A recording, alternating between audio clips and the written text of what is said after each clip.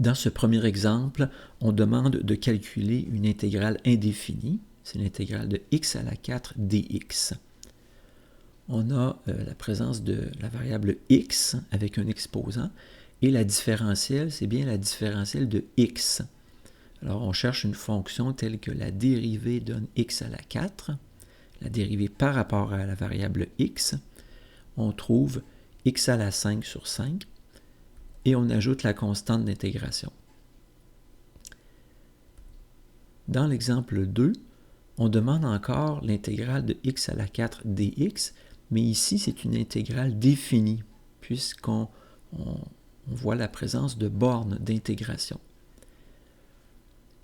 Pour calculer cette intégrale, on trouve une primitive, en l'occurrence x à la 5 sur 5, à laquelle on va appliquer les bornes 6 et 1.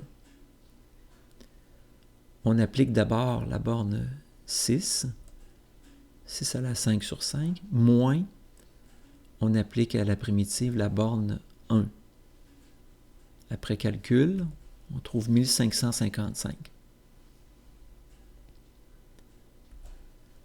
Dans l'exemple 3, on retourne à une intégrale indéfinie. Mais si on compare avec l'exemple 1, on remarque bien qu'on n'a plus une forme toute simple, x à la 4 dx. On a autre chose de plus complexe qui remplace la base x. Ici, on pourrait bien effectuer le développement 2x-5 fois 2x-5 fois 2x-5 fois 2x-5, mais ce serait un travail plutôt ardu. Alors, on va procéder autrement.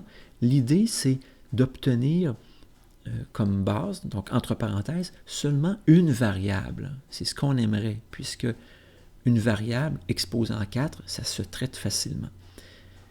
Plus facilement qu'un binôme 2x-5 exposant 4. C'est pourquoi on va poser ici u égale 2x-5. Dans l'optique de tout transformer en u. Mais on a encore dans notre intégrale un dx. On a encore la variable x. On va essayer d'obtenir pour dx une expression en u. On va l'obtenir en faisant la différentielle de u. On dérive 2x-5 qui donne 2, et on fait fois dx. Puis le 2 qui multiplie dx, on peut le diviser. On peut diviser par 2 les deux membres de l'équation pour obtenir que dx, c'est du sur 2.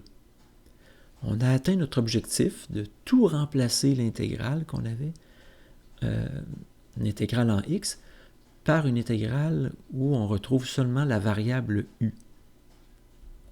C'est l'intégrale u à la 4, le u qui remplace 2x moins 5, et le dx, on a fois dx qui devient du sur 2.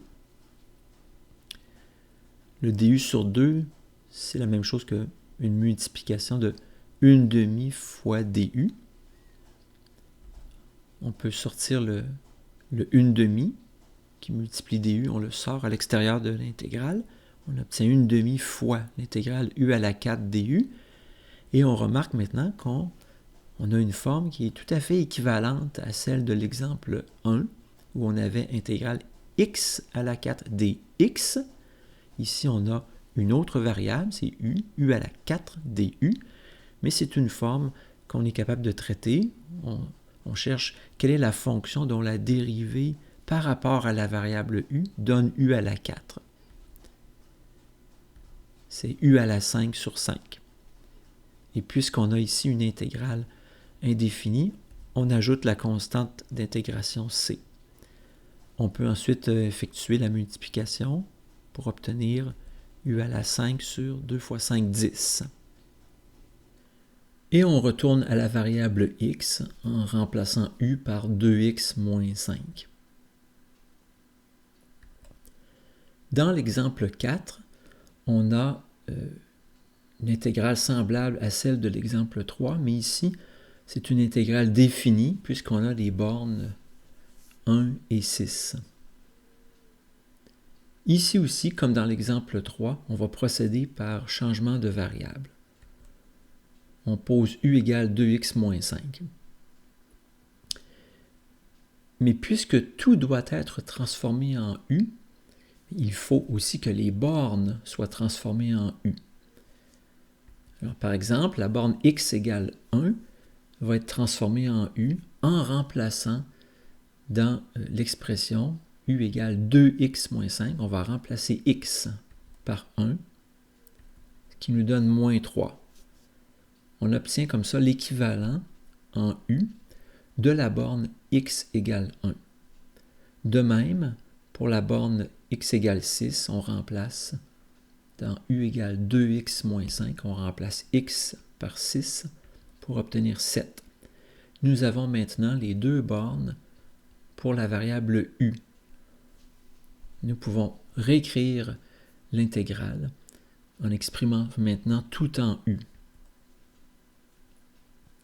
Et on obtient, comme pour l'exemple 3, en intégrant, on obtient u à la 5 sur 10.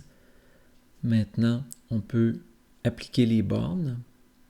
On remplace d'abord u par 7, moins, on remplace u par moins 3 pour obtenir 1705.